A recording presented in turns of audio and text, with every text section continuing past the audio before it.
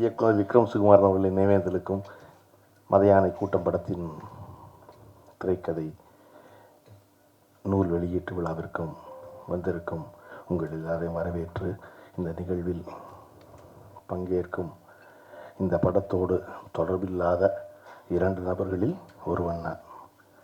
நீங்கள் எல்லாரும் விக்ரம் பற்றி பேசி கொண்டிருக்கும் பொழுது அந்த படம் பார்த்தது வந்து அதை யோசிச்சுக்கிட்டு இருந்தானே. இன்னொருத்தர் அமீரா இருப்பார் நினைக்கிறேன், விக்ரமை அறியாதவர். ஆனால் ஒரு இயக்குனரை ஸ்தூலமாக அறிய வேண்டியதில்லை. ஒரு இயக்குனர் என்பது அவருடைய படம் தான். அந்த படம் மூலமாகத்தான் அறிகிறோம். மதயான கூட்டத்தை ரசித்த 100 பேர், 1000 பேர், 1,00,000 பேரில் யாருக்கும் விக்ரம் சுகுமாரன் தெரியாது. ஆனால் அந்த படத்தை எடுத்தவர் என்ற முறையில் அவர் மேல் மிகப்பெரிய மரியாதையோடு இருந்திருப்பார்கள். அப்படி ஒரு மரியாதையோடு தான் நானும் அந்த ரசிகர்களில் ஒருவனாக இந்த நிகழ்ச்சிக்கு வரணும்னு சொன்னோம்னா அவசியம் வந்தாரேன்னு நான் சொன்னேன். எனக்கு அந்த படம் பார்க்கும் பொழுது ரொம்ப வியப்பாக அதனுடைய டீட்டெயிலிங் வந்து எனக்கு அவ்வளோ பிடிச்சிருந்துச்சு. எனக்கு அதில் வந்து கதிரை எவ்வளோ பிடிச்சிருந்துச்சோ அந்த அளவுக்கு கலையரசன் ரொம்ப பிடிச்சிருந்துச்சு. யார் கலையரசன் கவனித்தது வந்து நான் அந்த படத்தில் தான் கவனித்தேன். அதுக்கு முன்னாடி அவர் இத்தனை படம் பண்ணியிருக்கதா எனக்கு நீ சொல்லித்தான் தெரியும் எனக்கு. அதை போல் வந்து வேலராமமூர்த்தி அவர்களை வந்து அவருடைய நூலின் வழியாக, அவருடைய நண்பர் சௌபா வழியாக ரொம்ப அணுக்கமாக பக்கத்தில் பார்த்தவன் நான் பார்த்த அந்த வேலராமமூர்த்தி அப்படியே திரையில் பறக்கும் பொழுது அந்த வேலராமமூர்த்தியை மிஞ்சி ஒரு சிவனம்மா வந்து நிற்கும் பொழுது எனக்கு சிவனம்மா படம் முடித்து வெளியே வர வரைக்கும் ஞாபகத்தில் இருந்துக்கிட்டே இருந்தாங்க. அதுக்கு ஒரு 10 வருஷம் ஞாபகத்தில் இருக்காங்க, நேற்று வரைக்கும் ஞாபகத்தில் இருக்காங்க. அதுக்கப்புறம் எத்தனையோ நான் படம் பண்ணிட்டேன், நான் இன்னமும் சிவனம்மா தான் அப்படின்னாங்க. எங்களுக்கு ராதிகாவே இன்னும் பாஞ்சாலி தான், ஸ்ரீதேவியே இன்னும் மயில் தான், ரஜினிகாந்தே பரட்டை தான், அப்படியும் நீங்கள் சிவனம்மா தான் கடைசி வரைக்கும்.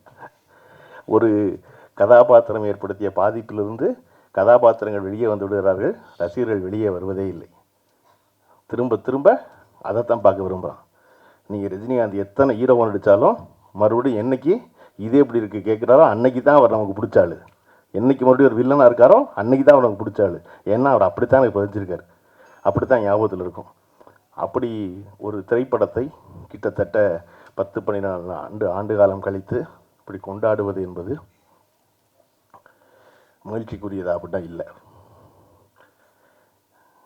ஒரு திரைப்படத்தை அதன் இயக்குனரை இன்றைக்கி கொண்டாடுறோம்.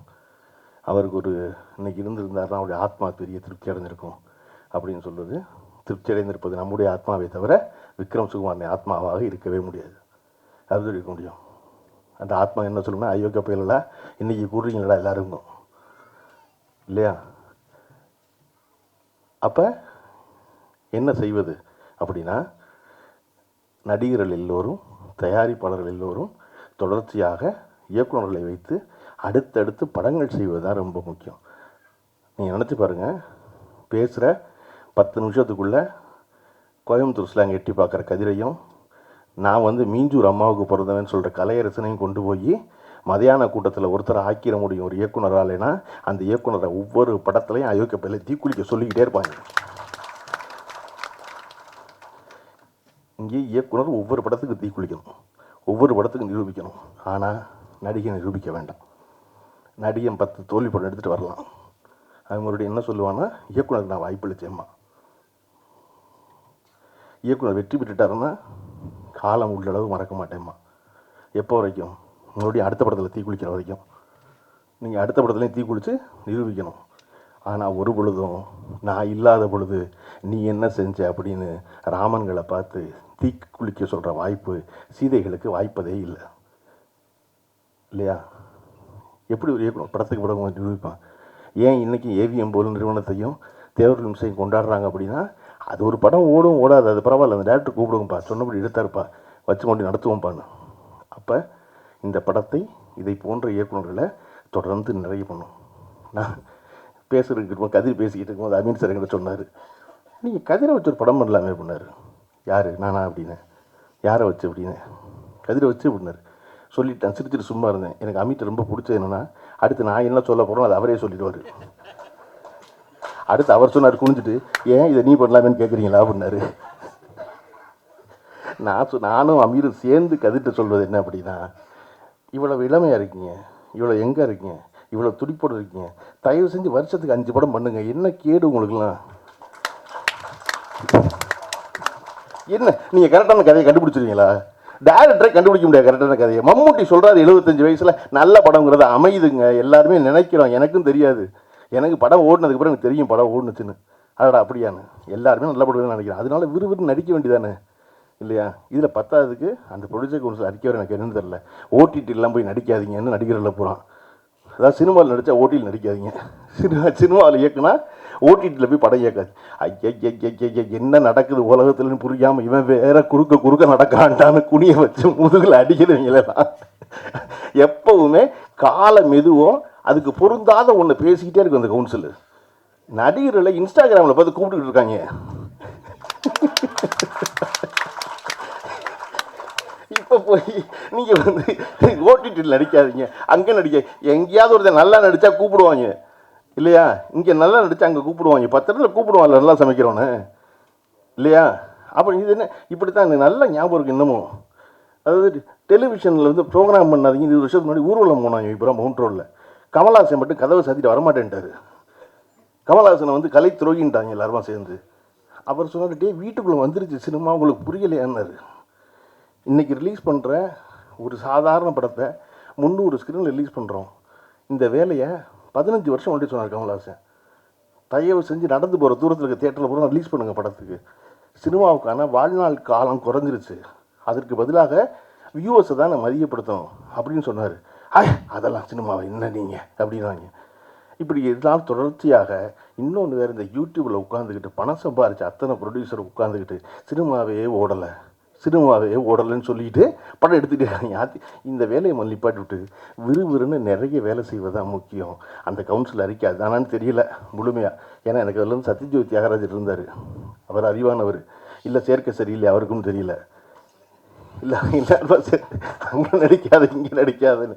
அதை நான் அமித் சொன்னால் அப்படியே சொல்லியிருக்காங்க, சும்மா இருக்க மாட்டாங்க வேறு அப்படின்னாரு.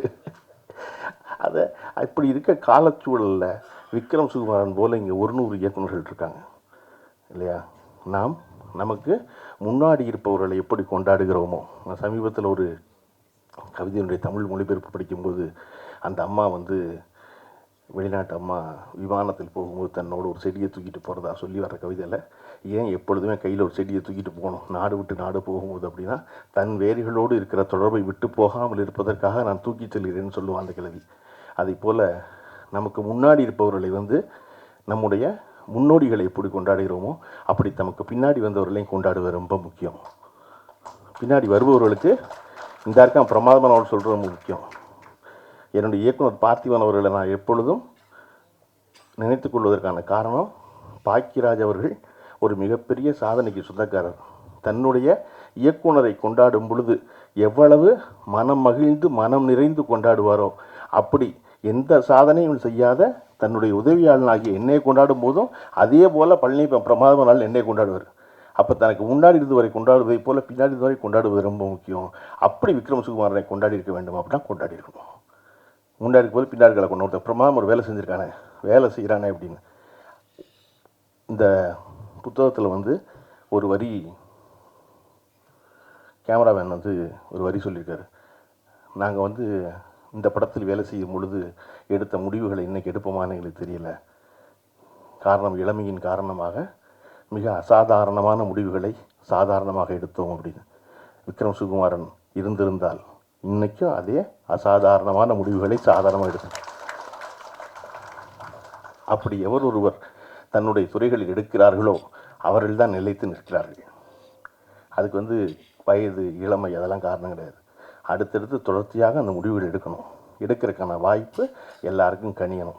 கனிவதற்கான விஷயத்தை பரஸ்பரம் ஒருவருக்கொருவர் செய்து கொள்ள வேண்டும் என்பதுதான் முக்கியம் இல்லையா? கலையரசனை ஏதோ ஒரு இடத்துக்கு போய்கிட்டு இருக்கும் பொழுது ஃபோன் பண்ணி கூப்பிட்ட ஒரு உதவி இயக்குனர் வரல, அந்த உதவி இயக்குனர் இருப்பார். அந்த உதவி இயக்குனரை தூக்கி கொண்டு போய் இயக்குனர் ஆக்கிற முழு பொறுப்பு கலையரசனுக்கு இருக்குது. கலையரசனுக்கு மட்டும் இல்லை, கலையரசனும் உதாரணம். கலையரசன் ஏன்டா பைபிள் இத்தனை பேர் உட்காந்துருக்கு என்னை மட்டும் கோர்க்குற மாதிரி நினச்சிக்கூடாதுல்ல. இல்லை அது போல் இல்லை சொல்கிறேன் கண்டுக்கிட்டு இல்லை தொடர்ச்சியாக பண்ணுறது முக்கியம். தொடர்ச்சி அது வந்து வெறுமனை வந்து நீங்கள் சொன்னீங்க இல்லையா, கல்யாணத்துக்கு போகும்போது 10,000 மொய் செய்வாங்கன்னு, அந்த மொய் மறுபடியும் திருப்பி அடுத்த அவன் செஞ்சால் தான் இவன் செய்வான் திருப்பி. அது தெரியாது உங்களுக்கு மதுரையில்? இல்லாட்டா மைக்கு போட்டு கூப்பிடுவாங்க தெரியுமா உங்களுக்கு? உங்களுக்கு பீஞ்சூரில் தெரியாது, மைக்கில் கூப்பிடுவாங்க. அந்த வேலராமூர்த்தி தெரியும் எப்படி சிரிக்கிற பாருங்க, மைக்கில் கூப்பிடுவாங்க ஆளுங்க. தங்கச்சி மகளுக்கு மொய் செஞ்ச வகையில் பண்ண பணம் 10,000 எடுத்துக்கணும்னு இன்னும் வந்து சேரல. ராமமூர்த்தி எங்கே இருந்தாலும் வர வேண்டியது மாதிரி ராமமூர்த்தி பந்தியில் உட்காந்து உதறிட்டு வரணும். அந்த மாதிரி பதிலுக்கு பதில் செய்வது இல்லாமல் செய்வது இயல்பாக ஒருவர் தாங்கி பிடிப்பது என்பது இருக்கு இல்லையா. இன்னைக்கு வந்து சிவனம்மான்னு ஒன்று தெரிஞ்ச உடனே இத்தனை இயக்குநர்களை கொண்டாடுவதை சொல்லி மகிழ்கிறார்கள் அந்த அம்மா. அப்போ ஒரு இடத்துல தெரிஞ்சிட்டா போதும், அந்த மாதிரி ஒரு தடவை செஞ்சுட்டா போதும், அது தொடர்ந்து செய்ய வேண்டியது இருக்கிறது. இதை ஏன் என்னாலேயோ அமீராலேயோ ஒரு மேடையில் உட்காந்து அவனை வச்சு நீ படம்னு சிரிச்சிக்க முடியுதுன்னா, நாங்கள் வந்து அமீர் வந்து கமல்ஹாசன் ரசிகன், நான் ரஜினிகாந்த் ரசிகன். ஆனால் 2 பேருக்கு பிடிச்ச ஒரு வசனம் என்னென்னா, 2 கை 2 கால் இல்லாட்டினாலும் இந்த காலி பொழைச்சிக்குவான் சார், இந்த காலி கெட்ட பைசாருக்கு நினச்சி இருந்தவங்க. மகேந்திரன் சார்கிட்ட சொல்லி சொல்லி நான் மகிழ்ந்திருக்கேன். எப்படி சார் அப்படி ஒரு வசனம் எழுதுறீங்க அப்படின்னு. அது நம்ம தானே அப்படிம்பாரு, அடிக்குறல் அது நம்ம தானே அப்படிம்பாரு.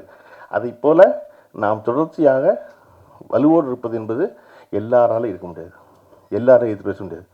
சினிமாவில் ஏன் இவ்வளோ அழுத்தத்துக்கு ஆளாகிறான், ஏன் இவ்வளோ ஸ்ட்ரெஸ்ஃபுல்லாக இருக்குது சினிமா லைஃபு, ஏன் இவ்வளோ ஒழுக்கக்கேடான செயல்களுக்கு தன்னை தளர்த்தும், அது தன்னை ரிலாக்ஸ் பண்ணணும் நம்பி வேறு காரியங்கள் செய்ய ஆரம்பிக்கிறா அப்படின்னா ஒன்றத்தையுமே சொல்ல முடியல. எவன் வாய்ப்பு கொடுப்பான், எவனை நாளைக்கு கும்பிட வேண்டியிருக்கும், எந்த காரை திறக்க வேண்டியது தெரியாததுனால மனசுக்குள்ளே வச்சுக்க வேண்டியது, எல்லாத்தையும் மனசுக்குள்ளே வச்சுக்க வேண்டியது இல்லைங்கும்போது ஒரு அழுத்தமும் இல்லை.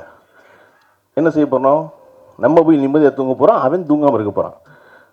நான் அடிக்கடி சொல்லுவேன், நம்ம மனசுக்குள்ளே நினைக்கிறத பேசாமல் போயிட்டோம்னா போய் நம்ம தூங்காமல் இருப்போம், ராத்திரி அவன் நிம்மதியாக தூங்குவான். நம்ம நினச்சதை பேசிட்டோம்னா அவன் போய் தூங்காமல் இருக்க போகிறான், நம்ம போய் நிம்மதியாக தூங்க போகிறோம்.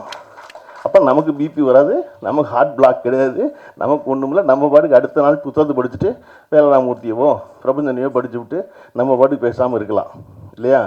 அப்போ இங்கே அதை போல் வாய்ப்பு எல்லோருக்கும் அமைவதில்லை. விக்ரம் சுகுமாரனுக்கு அமைஞ்சதுக்கான காரணம் அவருக்கு தைரியம் தான். எனக்கு சோப்பு டப்பா கூட கிடைக்கல அப்படின்னு சிரிச்சுட்டே சொல்ல முடிஞ்சு அப்படின்னா அதெல்லாம் வாங்கிக்கலாம், பரவாயில்ல வந்து நினச்சிருக்கான். அதை போல் 100 பேர் நம்மை சுற்றி கொண்டே இருக்கிறார்கள். சுற்றி கொண்டே இருப்பவர்களை எல்லோருமாக சேர்ந்து அவர்களின் கனவுகள் நனவாக அதற்கான வாய்ப்பை வழங்குவதற்கான துவக்கமாக இந்த விழா இருக்கும் எனில் நான் உங்களைப் போலவே பெரிதும் மகிழ்வேன். விக்ரம் சுகுமாரன் இந்த வாய்ப்பை ஏற்படுத்தி கொடுத்திருக்கிறார். அவர் வழியில் பல விக்ரம் சுகுமாரனை உருவாக்குவோம் என்று சொல்லி விடைபெறுகிறேன். நன்றி, வணக்கம்.